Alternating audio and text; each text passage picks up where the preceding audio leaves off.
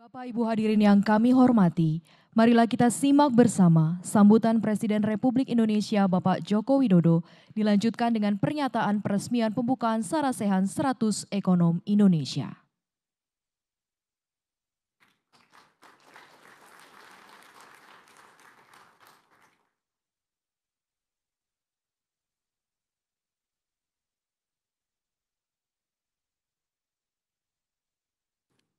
Bismillahirrahmanirrahim. Assalamualaikum warahmatullahi wabarakatuh. Selamat pagi, salam sejahtera bagi kita semuanya. Om Swastiastu, Namo Buddhaya, salam kebajikan.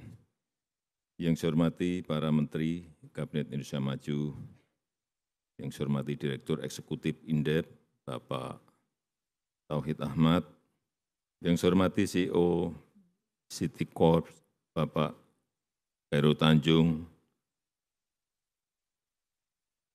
Senior Ekonom Indef, Bapak Didik C. Rahbin yang saya hormati, Bapak Ibu, para ekonom, para undangan yang saya hormati.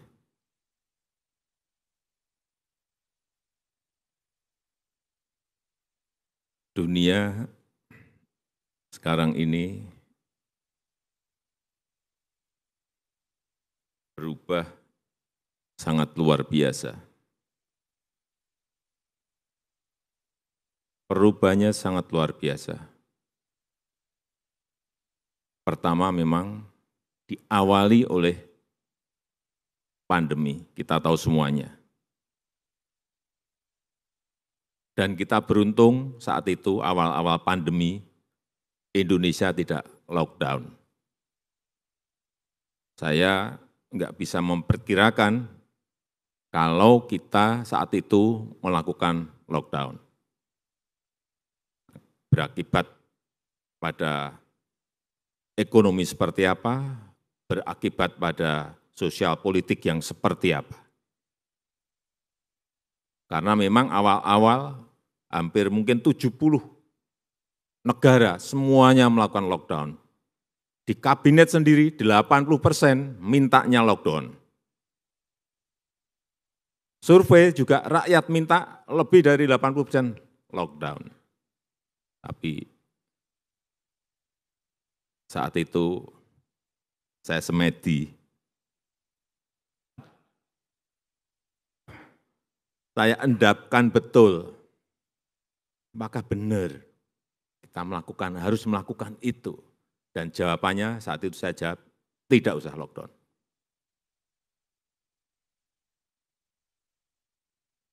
Dan ternyata betul. Saya enggak bisa membayangkan kalau saat itu kita lockdown, mungkin kita bisa masuk ke minus lebih dari 17%. Kemudian dari pandemi kita juga belajar banyak mengenai bagaimana menghadapi guncangan-guncangan. Belajar sangat banyak, bagaimana mengkonsolidasi negara ini agar bisa bersama-sama dari semua, dari pusat, kemudian provinsi, daerah sampai ke tingkat RT. Dari yang namanya Ormas, bergabung dengan TNI, dengan Polri, masyarakat semuanya bergerak bersama-sama.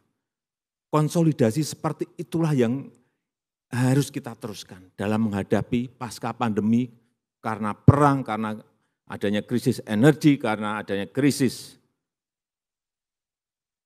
pangan, adanya krisis finansial.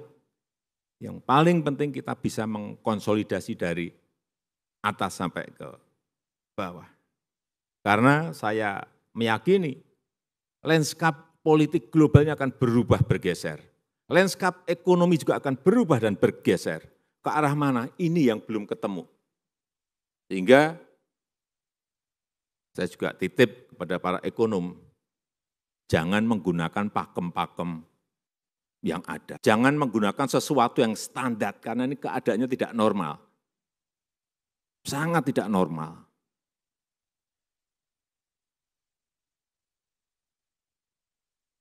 Dibutuhkan pemikiran yang abu nawas, yang kancil-kancil gitu. agak melompat-lompat, tapi memang harus seperti itu. Bekerja sekarang pun tidak bisa makro saja, enggak bisa. Ditambah mikro pun mungkin masih juga belum dapat. Sehingga makro ya, mikro ya, detail, fokus. Ketemu nanti satu-satu, tapi satu-satu, enggak bisa sekarang ini. Karena sekali lagi keadaannya sangat tidak normal. Instrumen-instrumen yang kita miliki, instrumen fiskal, instrumen moneter, juga kadang-kadang bisa luput karena memang keadaannya tidak normal. Semua negara mengalami. Betul-betul kita diuji karena geopolitik globalnya memang juga enggak jelas, sangat tidak jelas. Saya bertemu di G7 dengan pemimpin-pemimpin yang hadir saat itu. Sebelumnya dengan G20, setelah itu muter lagi ke China, ke Jepang, ke Korea Selatan, dan sebelumnya ketemu yang sumbernya sendiri, Presiden Zelensky dan Presiden Putin. Saya berbicara dengan Zelensky itu 1,5 jam, dengan Presiden Putin 2,5 jam, tapi dengan kursi dekat tidak diterima, tidak dengan jarak yang 5 meter. Kalau saya diterima saat itu dengan jarak 5 meter, saya tinggal pulang. Diterima kayak gitu ada yang mau, kalau saya enggak mau. Dari situlah saya menyimpulkan dari diskusi-diskusi, bicara-bicara yang terakhir ketemu dua presiden tadi, saya simpulkan bahwa keadaan ini akan berjalan masih lama lagi. Jangan berharap perang itu besok atau bulan depan selesai.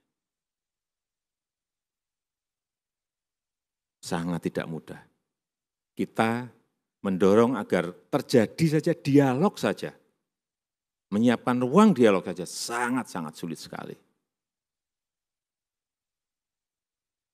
Sehingga saya belokkan, udahlah saya ngomong ini enggak ketemu-ketemu, udah saya ngomong masalah krisis pangan aja. Akhirnya agak ketemu. Dan Presiden Putin saat itu menyampaikan, karena Presiden Zelensky menyampaikan kebutuhan untuk ekspor kira-kira stok 22 juta ton gandum dan panen baru 55 juta ton gandum, totalnya 77 juta ton, harus keluar dari Ukraina, tapi tidak bisa keluar karena masalah jaminan keamanan dari Rusia. Itu yang saya sampaikan kepada Presiden Putin, dan Presiden Putin waktu saya sampaikan, oh saya jamin enggak ada masalah. Saya sampaikan pada Presiden Putin, boleh ini saya sampaikan ke media statement, oh silahkan saya sampaikan. Dan setelah itu mungkin 2 atau 3 minggu sudah ada satu kapal yang mulai keluar dari Odessa menuju ke Istanbul. Kembali lagi, artinya perang ini masih lama dan dampaknya, menghitungnya juga sangat sulit. Ini mau imbasnya kemana? Kemana lagi gitu? Pangan iya, sudah terjadi kenaikan harga pangan di seluruh negara. Energi iya, naik sampai 5 kali gas dan 2 kali minyak harganya naik. Terus nanti akan berimbas kemana lagi? Apakah ke keuangan? Iya juga, akan lari ke sana juga. Tapi sejauh mana? Mempengaruhi growth, mempengaruhi inflasi. Negara mana yang kena? Nah ini yang kita harus hati-hati betul. Harus hati-hati betul. Tidak bisa lagi, sekali lagi kita berbicara hanya makronya saja. Mikronya juga. Dan lebih penting lagi, detail satu persatu harus dikupas. Oleh sebab itu, memang saya mengajak kita semuanya merubah mindset kita, bahwa ekonomi dunia, geopolitik dunia berubah, sudah berubah.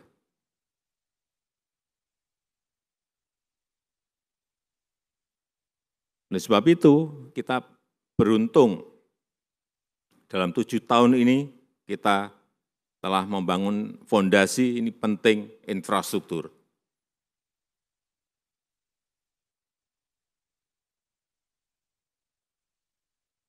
Jalan tol ini telah terbangun sampai saat ini 2040 kilometer. Bandara ada 16 baru, bandara pelabuhan 18 baru seaport kita. Bendungan sampai hari ini 29, tapi sampai akhir tahun nanti tambah lagi 9, berarti 38. Irigasi 1,1 juta hektar yang baru, yang bisa teririgasi. Sehingga kemarin kita mendapatkan dari International Rice Research Institute yang menyatakan bahwa ketahanan pangan, sistem ketahanan pangan kita baik dan swasembada beras sejak 2019.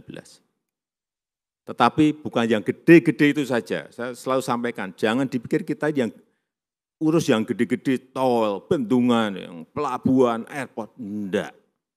Karena dana desa kita sampai saat ini sudah 468 triliun kita gelontorkan ke sana.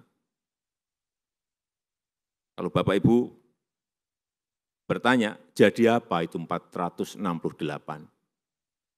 Yang saya ingat 227 kilometer jalan desa itu jadi. Pak, panjang banget loh, 227 ribu kilometer, apa benar? Jangan salah, itu masih pendek menurut saya. Karena desa kita itu 74.800. Kalau dibagi, 227 dibagi itu, satu desanya 3 kilometer. Itu masih kurang. Masih sangat kurang satu desanya 3 kilometer. Sehingga apa? Jalan-jalan produksi di desa itu menjadi ada. Jembatan juga menyambungkan antara satu dusun dengan dusun yang lain 1,3 juta meter yang telah dibangun dari 468 triliun tadi. Embung ada 4.500 embung.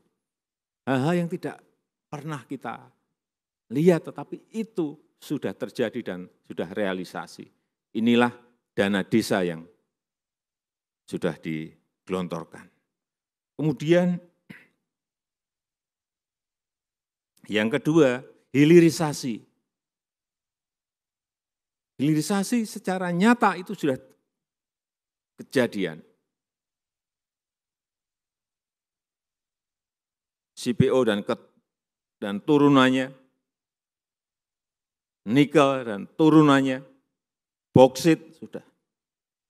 Jadi kalau kemarin kita 4 tahun yang lalu kita stop nikel, 3 tahun yang lalu kita stop nikel, dan kita bangun industrinya di dalam negeri, yaitu kelihatan mulai tampak hasilnya. Nanti tahun ini mungkin stop timah, tahun depan stop boksit, tahun depannya lagi stop copper, tembaga. Ya karena hasilnya kelihatan.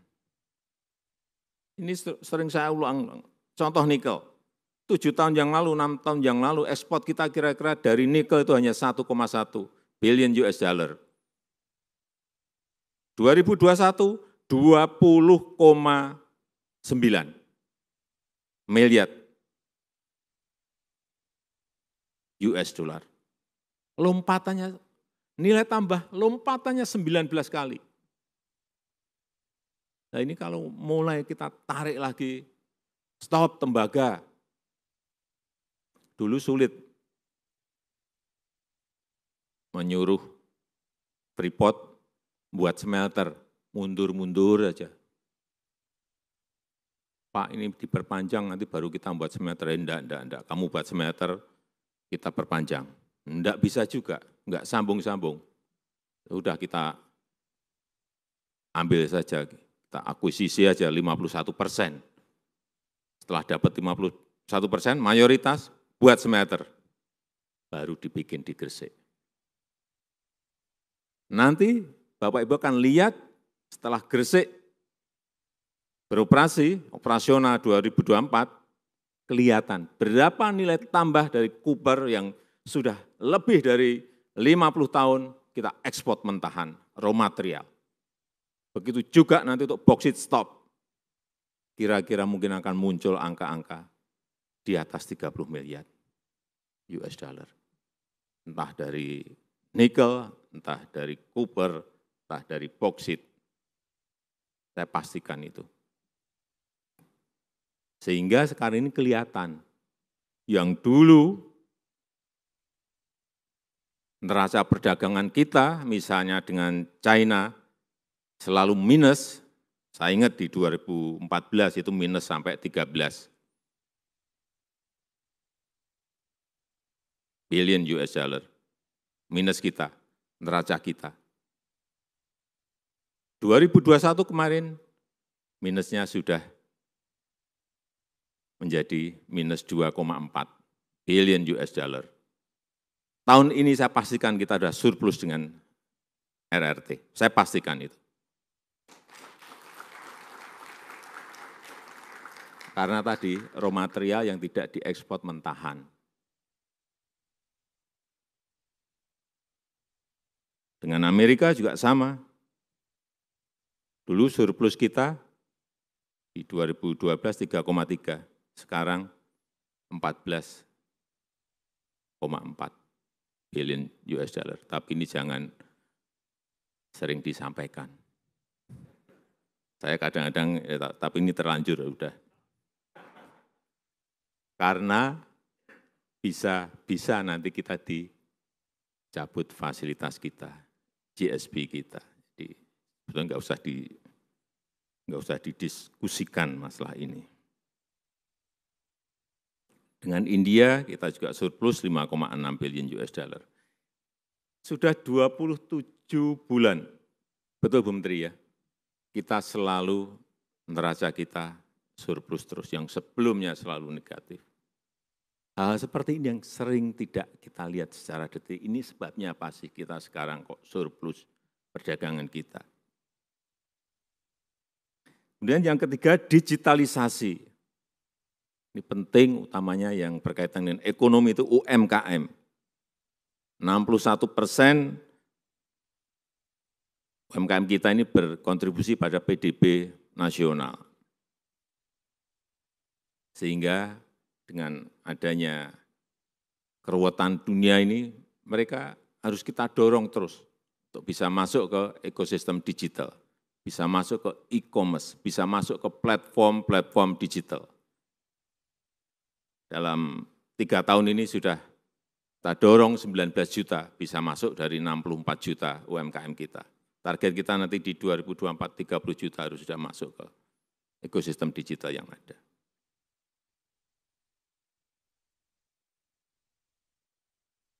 Kalau ini terus konsisten kita lakukan, saya meyakini bahwa GDP kita di 2030 itu sudah di atas 3 triliun, saya yakin.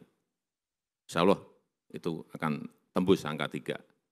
Dan income per kapita kita, saya juga meyakini, saya enggak tahu mungkin berbeda dengan Bu Menteri Keuangan, enggak apa-apa juga. Saya juga ngitung-ngitung sendiri, Bu Menteri ngitung-ngitung sendiri enggak apa-apa. Saya mungkin lebih dari 10 income per kapita kita. Kalau kita konsisten seperti ini, dan pemimpin yang akan datang juga konsisten seperti ini, enggak perlu takut kita ini stop ekspor nikel, kemudian dibawa ke WTO, enggak apa-apa. Dan kelihatannya juga kalah kita di WTO, enggak apa-apa. Tapi barangnya udah jadi dulu, industrinya udah jadi. Enggak apa-apa, kenapa kita harus takut? Kalau dibawa ke WTO kalah enggak apa-apa. Syukur bisa menang, tapi kalah pun enggak apa-apa. Industrinya udah jadi dulu. Nanti juga sama. Ini memperbaiki tata kelola kok. Dan nilai tambah itu ada di dalam negeri. Saya berikan contoh Freeport, saya kemarin baru cerita dengan Bu Menkyu juga. Berapa sih kita dapat dari sana? Berapa Bu? 62.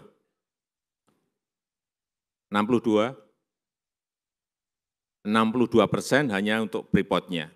Itu dari dividen, dari royalti, dari pajak semua. 62%. Tapi kalau ditambah dengan mitra-mitranya bisa berada di angka 70%. Kita dapat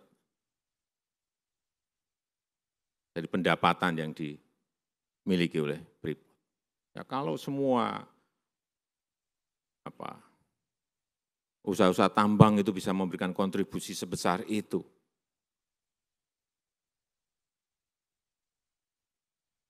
ya APBN kita akan semakin sehat. Saya rasa itu yang bisa saya sampaikan pada kesempatan yang baik ini. Memang momok semua negara sekarang ini urusannya pertumbuhan ekonomi, growth-nya berapa, dan inflasinya berapa. Kita juga kemarin berhitung dengan detail berapa sih kira-kira karena penyesuaian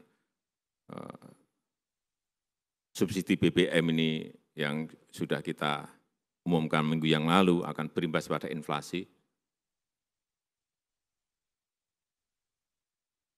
Hitungan dari menteri-menteri kemarin kira-kira akan naik di 1,8%. Tapi kalau kita diem, saya enggak mau diem. Kita harus intervensi. Intervensinya lewat apa? Saya sampaikan, daerah harus bergerak, kayak COVID kemarin. Dengan cara apa ya? 2% DAU bisa digunakan untuk mengatasi inflasi dan bansos. Belanja tidak terduga bisa digunakan untuk mengatasi inflasi. Dengan cara apa? Ya tutup biaya transportasi, tutup biaya distribusi dari yang ada di lapangan. Jadi contoh, dan ini pernah saya lakukan, contoh harga bawang merah naik.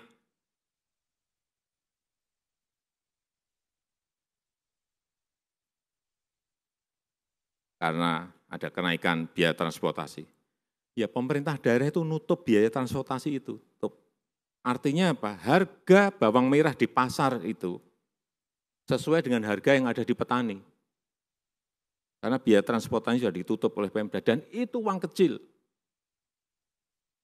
Kemarin saya hitung berapa sih, misalnya dari bawang merah dari Brebes ke Lampung, 3 jutanya satu truk. Paling itu seminggu. Enggak mungkin habis satu truk dihabiskan bawang merah, enggak mungkin. Satu komoditi, mungkin nanti telur harganya ini naik. Pemda tutup biaya transportasinya. Mana yang banyak telur? Bogor, di Blitar, udah. Biaya transportasinya tutup. Kalau semua Pemda seperti itu, saya yakin inflasi kita akan bisa terjaga dengan baik. Saya rasa itu yang bisa saya sampaikan. Yang paling penting menurut saya, jaga persatuan, jaga kesatuan kita, bahu-membahu untuk negara ini. Itu aja. Terima kasih. Wassalamualaikum warahmatullahi wabarakatuh. Dan dengan mengucap Bismillahirrahmanirrahim, pagi hari ini saya buka Sarasehan 100 Ekonomi Indonesia. Terima kasih.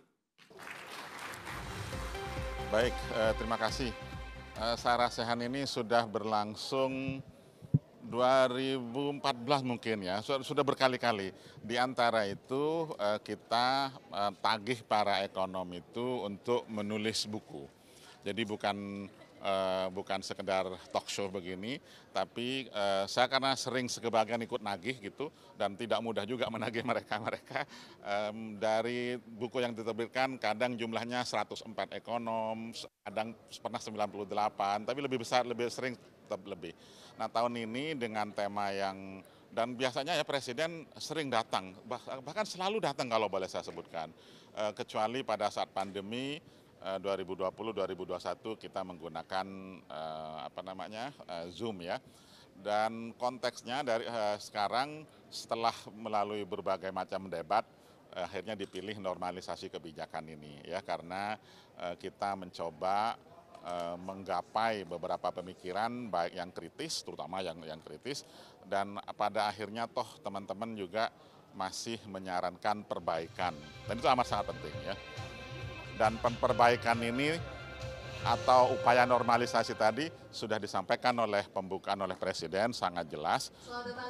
Beliau mengulas mulai dari aspek politik internasional, lalu kebijakan di dalam negeri, sampai kepada upaya normalisasi yang berupa hilirisasi, kemudian ada negosiasi sedikit. Beliau menyinggung juga mengenai penghargaan swasembada dari IRI, dan sampai kepada digitalisasi UMKM. Saya pikir cukup komplit, dan menurut rencana pada hari ini teman-teman ekonom akan membicarakan itu dengan pandangan dan perspektif masing-masing ya.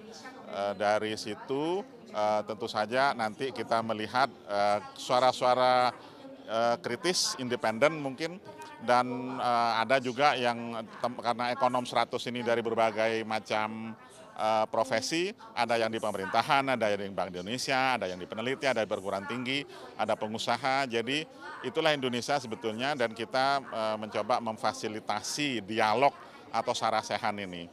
Mudah-mudahan ada kristalisasi yang setelah itu biasanya disampaikan secara resmi kepada pemerintah sebagai jalan untuk alternatif bahkan ya perubahan kebijakan.